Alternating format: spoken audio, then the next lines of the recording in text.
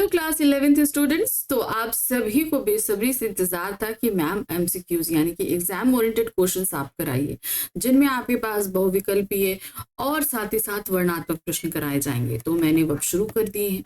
तो आप ये ध्यान रखिएगा कि आप यानी कि क्लास 11th में हिंदी कोर हो या इलेक्टिव हो, दोनों ही आपकी क्लासेस जो भी हों, आपकी हिंदी की मेन पुस्तक से ही आपके गद्यांश और काव्यांश आधारित बहुविकल्पीय प्रश्न आ रहे हैं।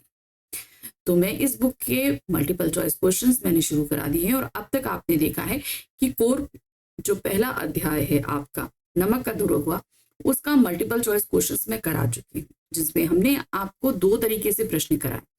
पहला था गद्यांश आधारित प्रश्न और फिर उसके बाद हमने कराया था संपूर्ण पाठ आधारित प्रश्न। तो सेम यही पैटर्न लेकर हम चल रहे हैं अपने दूसरे अध्याय की तरफ, जो है मियां नसरुद्दीन, जिसे हमारे सामने प्रस्तुत किया है कृष्णा सोबती जी। ये चैप्टर हमने अच्छे से पढ़ा हुआ है। तो चलिए आप हम देखेंगे चैप्टर में क्या। चैप्टर में हमारे पास लगभग 4 गद्यांश हैं, जिन पर आधारित हम 5-5 बहुविकल्पीय प्रश्न को पढ़ेंगे और फिर उसके बाद हम देखेंगे संपूर्ण पाठ आधारित बहुविकल्पीय प्रश्नों को।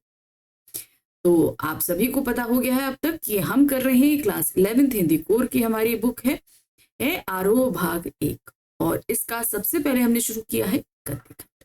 ठीक है, तो चलिए शुरू करें। सबसे पहले यहाँ पर जो हमने जैसा कि बताया कि हम इस पाठ को पहले पढ़ चुके हैं, तो जब पढ़ चुके हैं तो कोई दिक्कत ही नहीं है इससे संबंधित प्रश्नों को करने के लिए।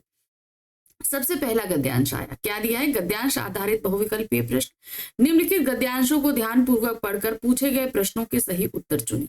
पहला गद्यांश है, साहबों उस दिन अपन मटिया महल की तरफ से ना गुजर जाते तो राजनीति, साहित्य और कला के हजारों हजार मसीहों के धूम धड़क्के में नानबाइयों के मसीहा मियां नसरुद्दीन को कैसे तो पहचानते और कैसे उठाते लुफ्त उनकी मसीही अंदाज। तो ये बात कौन कह रही है? लेखिका सोबती, कि अगर वो उस दिन मटिया महल से ना गुजरती तो शायद इतने साहित्य लेखकों, चित्रकारों के बीच में नानबाई के बादशाह मियां नसरुद्दीन के बारे में शायद वो ना जान पाती और ना ही उनके उस मसीही अंदाज को। हुआ यह है कि हम एक दोपहरिया जामा मस्जिद के आड़े पड़े मटिया महल के गड़ैया मोहल्ले की ओर निकल पड़े। एक निहायत ही मामूली अंधेरी सी दुकान पर पटापट आटे का ढेर संते देख ठिठके। सोचा सेवइयों की तैयारी होगी, पर पूछने पर मालूम हुआ खानदानी नानबाई मियां नसरुद्दीन की दुकान पर खड़े हैं। मियां मशहूर हैं 56 किस्म की रोटियां बनाने के लिए।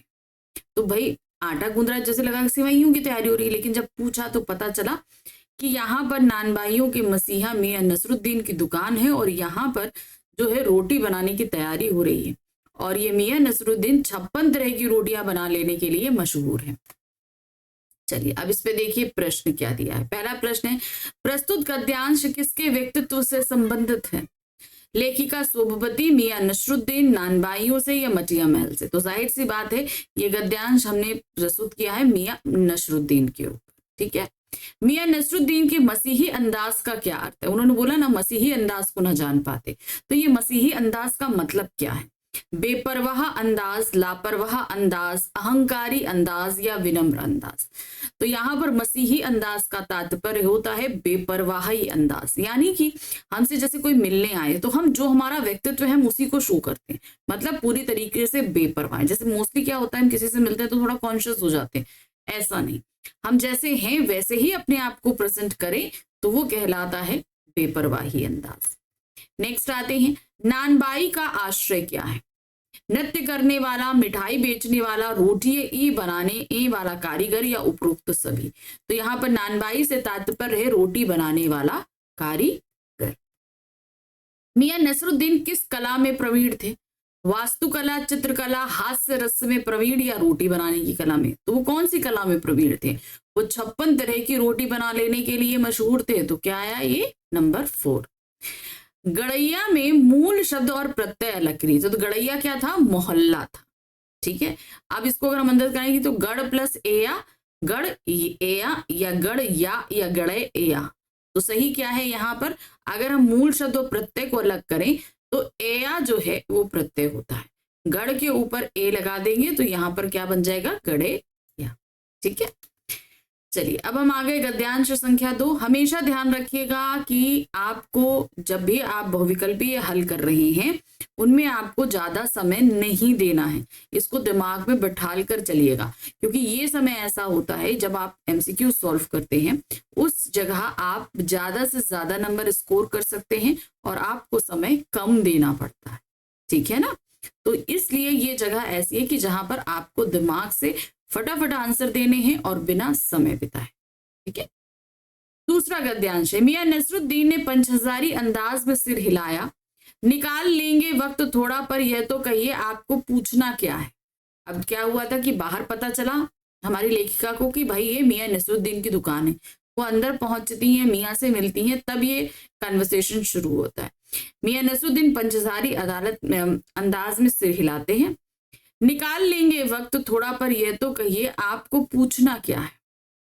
फिर घूर कर देखा और जोड़ा, मियां वही अखबार नवीस तो नहीं हो, यानी कि अखबार से रिलेटेड तो नहीं हो, कि पत्रकार तो नहीं हो, यह तो खोजियों की खुराफात है।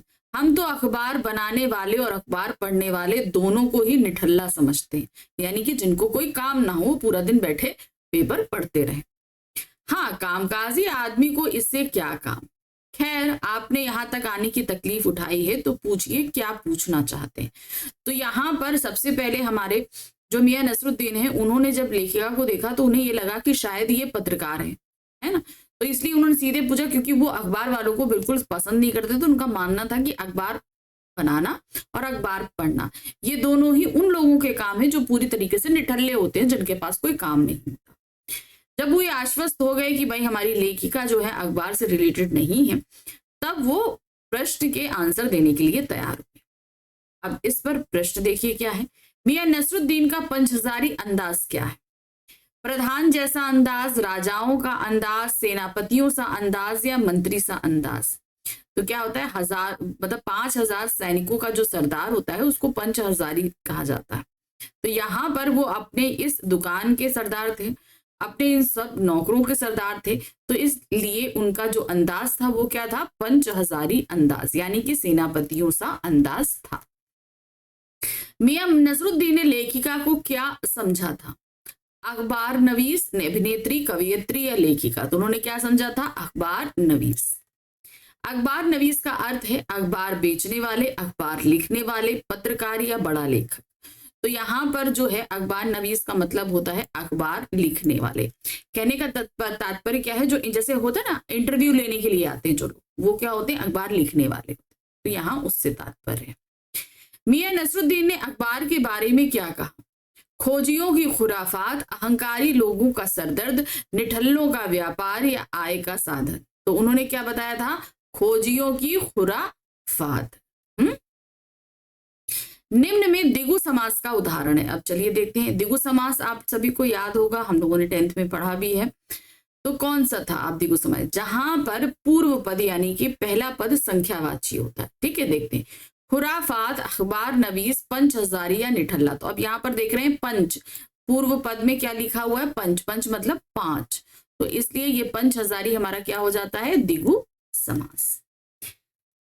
अब हम आ गए अपने तीसरे गद्यांश पे। यहाँ क्या दिया है, पूछना यह था कि किस्म किस्म की रोटी पकाने का इल्म आपने कहाँ से हासिल किया। मियां नसरुद्दीन ने आंखें के कंचे हम पर फेर दिए, यही कृष्णा सोबती कह रही है। फिर तरेर कर बोले, क्या मतलब। पूछिए साहब, नान बाई इल्म लेने कहीं और जाएगा क्या, नगीना सास के पास, क्या आईना सास के पास, क्या मीना सास के पास, या रफूगर रंगेज या तेली तबेली को सीखने जाएगा। क्या फरमा दिया साहब, यह तो हमारा खानदानी पेशा ठहरा। हाँ, इल्म की बात पूछिए तो जो कुछ भी सीखा है अपने वालिद उस्ताद से ही। मतलब यह है कि हम घर से ना निकले तो कोई पेशा अख्तियार करेंगे। जो बाप दादा का हुनर था वही उनसे पाया, और वालिद मरहूम के उठ जाने पर आ बैठे उनके ठीए पर। तो यहाँ पर लेखिका पूछती है कि भाई आपको ये नॉलेज कहाँ से आई। तो उन्होंने कहा कि भाई ये सब सीखने के लिए क्या हम बाहर जाएंगे, ये हमने अपने दादा और पिताजी से सीखा है। भाई जब तक पिताजी रहे वो यहाँ पर बैठते रहे, जैसे ही वो परलोक को सिधार गए अब हम आकर यहाँ पर संभाल रहे हैं। अब इस पर प्रश्न देखिए क्या है। लेखिका के अनुसार नसरुद्दीन का खानदानी पेशा क्या था? नगीना सास, आईना सास, तेली या नानबाई? तो उनका क्या था, उनके खानदान में दादाजी पिताजी सभी जो हैं वो क्या करते थे, नान बनाते थे, तो वो क्या थे, नानबाई। मियां नसरुद्दीन अपना उस्ताद किसे मानते थे? किसे मानते थे? अपने पिताजी को, अपने वालिद को, अपने दादा को, अपने मामा को या अपने नाना को? तो सही क्या है, अपने वालिद यानी कि अपने पिताजी को। मीना सास कौन होते हैं? बाजार से दुकान करने वाले, बाजार में दुकान करने वाले, कपड़ों को रंगने वाले, धातुओं को रंगने वाले या रत्न बनाने वाले? तो यहाँ पर मीना साज होते हैं धातुओं को रंगने वाले। एक्चुअली क्या ना, धातुओं को शेप देके उसके ऊपर कलर जो किया जाता है उन्हें हम बोलते हैं मीना साज। नेक्स्ट आते हैं नानबाई इल्म लेने कहीं और जाएगा किसने कहा? ये बात किसने कही थी? ये बात कही थी मियां नसरुद्दीन ने। लेखिका ने, मियां नसरुद्दीन ने, मियां नसरुद्दीन के नौकर ने या उपरोक्त में से कोई नहीं? तो सही क्या है, मियां नसरुद्दीन ने। आंखें तरेरने का क्या अर्थ है? आंखें तरेरना जो है एक मुहावरा है। इसका अर्थ क्या होता है? गुस्से से देखना, घबरा जाना, बात ना करना, जोर से चिल्लाना। तो आंखें तरेरने का तात्पर्य क्या है? गुस्से से देखना। ठीक है, चलिए अब हम आ गए अपने चौथे और आखिरी गद्यांश में। तो ये गद्यांश भी कुछ ऐसा ही है। यहाँ पर भी आपके पास में संवाद दिए गए हैं, ध्यान से देखिए। मियाँ ने घूरा, बहुतेरे पर खानदानी नहीं, सुनिए दिमाग के चक्कर काट गई है एक बात, हमारे बुजुर्गों से बादशाह सलामत ने यूं कहा, मियाँ नानबाई कोई नई चीज खिला सकते हो? हुक्म कीजिए जहांपना। उन्होंने कहा हुक्म कीजिए जहांपना। बादशाह सलामत ने फरमाया, कोई ऐसी चीज बनाओ जो ना आग में पके न पानी में बने। क्या उनसे बनी ऐसी चीज? ये लेखिका ने पूछा। क्यों ना बनती साहिब? अब मियां नसरुद्दीन कह रहे हैं, बनी और बादशाह सलाम ने खूब खाई और खूब सराही। लगा हमारा आना कुछ रंग लाया चाहता है। बेसब्री से पूछा, वह पकवान क्या था? कोई खास ही चीज रही होगी। मियाँ कुछ देर सोच में खोए रहे। सोचा पकवान पर रोशनी डालने को है कि नसरुद्दीन साहिब बड़ी रुखाई से बोले, यह हम न बतावेंगे। अब उन्होंने पूछा कि भाई ऐसी कौन सी चीज आपके पूर्वजों ने बनाई कि जो ना आग में पकी और ना ही पानी में पकी? जब हमने पूछा ऐसी क्या चीज थी तो वो बताए ना। बस आप इतना समझ लीजिए कि एक कहावत है कि खानदानी नानबाई कुएं में भी रोटी पका सकता है। कहावत जब भी गढ़ी गई हो हमारे बुजुर्गों के कर्तव्य पर पूरी उतरती है। मतलब ये कभी भी कही गई हो, हमारे बुजुर्गों ने जो काम किया ये कहावत उन पर पूरी सही होती है। मजा लेने के लिए टोका, कहावत यह सच्ची भी है कि? मियाँ ने तरेरा। अभी बात पूरी भी नहीं हुई इनकी, इतने में मियाँ नसरुद्दीन ने उनको आंखों से घूरा। और क्या झूठी? आप ही बताइए, रोटी पकाने में झूठ का क्या काम है? झूठ से रोटी पकेगी? क्या पकती देखी है कभी? रोटी जनाब पकती है आंच से, समझे? सिर हिलाना पड़ा, ठीक फरमाते हैं। तो यहाँ पर जो है ना, जिस तरीके से सोबती जी जो पूछ रही थी सवाल, कहीं ना कहीं वो उनको गढ़ रहे थे क्योंकि उनके आंसर्स उनको पता नहीं थे, इसलिए। अब आते हैं, मियां नसरुद्दीन के बुजुर्गों से बादशाह ने क्या बनाने को कहा था? कोई ऐसी चीज खिलाओ जो ना आग में पके न पानी से, कोई अच्छी चीज बनाकर खिलाइए, कोई ऐसा विशेष व्यंजन खिलाइए जो आज तक ना खाया हो, कोई ऐसी चीज खिलाएं जो आज तक ना सुनी हो। तो सही उन्होंने क्या बोला था? कोई ऐसी चीज खिलाओ जो ना आग में पके न पानी से। मियां नसरुद्दीन ने क्या दावा किया? वह कुएं में भी रोटी पका सकते हैं, उनके बुजुर्ग कुएं में भी रोटी पका सकते थे, वह संसार का हर व्यंजन बना सकते हैं, उपरोक्त में से कोई नहीं। तो उन्होंने कहा कि वह जो है कुएं में रोटी पका सकते हैं। नसरुद्दीन की रुखाई का क्या कारण था? भाई वो बड़े बेरुखी से पेश आ रहे थे, इसका रीजन क्या था? पकवान के बारे में ना बताने का, ज्यादा सवाल पूछने का, उनके दादाजी के बारे में विश्वास ना करने का, या उपरोक्त सभी? तो भाई लेखिका जो सवाल पूछ रही थी कि भाई आप कौन सा पकवान बना रहे हैं, वो नाम नहीं बता पा रहे, जो सवाल पूछे उसका जवाब नहीं, उनके पूर्वज ये काम कर लेते थे, इस पे भी संशय था लेखिका को। तो ये सारी बातें कहीं ना कहीं नसरुद्दीन को चुभ रही थी और वो बड़ी बेरुखी से पेश आ रहे थे। तो यहाँ पर हम क्या लिखेंगे, उपरोक्त सभी। रोटी पकाने में झूठ का क्या काम, यह कथन किसने कहा, ये कथन किसने कहा था, ये मियां नसरुद्दीन ने हमारी लेखिका से कहा था। तो सही क्या है, मियां नसरुद्दीन ने शागिर्द से, मियां नसरुद्दीन ने ऊपर। तो यहाँ पर हम क्या लिखेंगे, मियां नसरुद्दीन ने। नेक्स्ट आते हैं, प्रत्युत गद्यांश में कैसे शब्दों की अधिकता है, देशज, तत्सम, तद्भव या विदेशी। तो मोस्टली जो शब्द हम लोग यहाँ पर देख रहे हैं या तो अंग्रेजी शब्दों का इस्तेमाल है या उर्दू फारसी का। तो यहाँ पर क्या हो जाएगा, ये विदेशी शब्द। ठीक है, चलिए अभी तक हमने क्या देखा, गद्यांश आधारित प्रश्न। अब हम देख रहे हैं संपूर्ण पाठ आधारित प्रश्न, यानी कि पूरे पाठ से संबंधित प्रश्नों को देखेंगे। मियां नसरुद्दीन कैसे इंसान का प्रतिनिधित्व करते हैं, जो अपने काम को कला का दर्जा देते हैं, जो अखबार प्रकाशित करना व पढ़ना दोनों बेकार समझता है, जो दूसरों पर रौब जमाते हैं, जो दूसरों को नीचा दिखाते हैं। तो कैसे इंसान का प्रतिनिधित्व कर रहे हैं, जो अपने काम को कला का दर्जा देते हैं। तभी तो उन्होंने 56 तरह की रोटियां बनाना सीखा था। मियां नसरुद्दीन कितने प्रकार की रोटियां बनाने में मशहूर थे, हमने क्या बोला था, 56। 56 का मतलब होता है 56। तो यहाँ पर नंबर 4, ये कितना होता है आपका 56। ठीक है, नेक्स्ट आते हैं, मियां नसरुद्दीन के पिता किस नाम से प्रसिद्ध थे, शाही नानबाई कानपुर वाले, शाही नानबाई गड़ैया वाले, शाही नानबाई लखनऊवा लू तल्ले वाले, शाही नानबाई गड़ैया वाले। तो सही क्या था, शाही नानबाई गड़ैया वाले। ठीक है, नेक्स्ट आते हैं, पापड़ से भी महीन कौन सी रोटी होती है। तो उसको कौन सा रोटी बताई थी, तुनकी रोटी। कौन सी रोटी होती है, तुनकी रोटी। तालीम की तालीम भी बड़ी चीज होती है, इस वाक्य में प्रयुक्त दूसरी तालीम का अर्थ क्या है, शिक्षा का व्यवहारिक ज्ञान, नसीहत, शिक्षा या ज्ञान। तो यहाँ पर तालीम की तालीम, तो यहाँ पर जो ये तालीम दिया है इसका मतलब पूछा गया, इसका मतलब होता है शिक्षा का व्यवहारिक ज्ञान। मतलब कि हम बहुत सारी नॉलेज गेन तो कर लेते हैं, लेकिन अपनी लाइफ में इसे कहाँ पर इंप्लीमेंट करें, किस तरीके से करें, ये ज्ञान।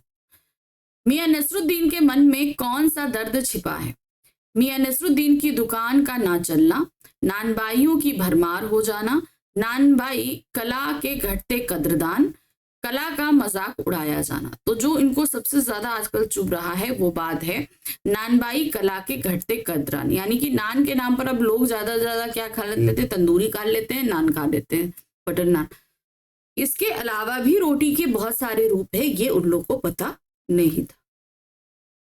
मियां नसरुद्दीन की दुकान कहाँ स्थित थे, जामा मस्जिद के बाद गड़ैया मोहल्ले में, जामा मस्जिद के गड़ैया मोहल्ले में, या जामा मस्जिद के पास मटिया महल के गड़ैया मोहल्ले में। तो सही क्या है, जामा मस्जिद के पास मटिया महल के गड़ैया मोहल्ले में।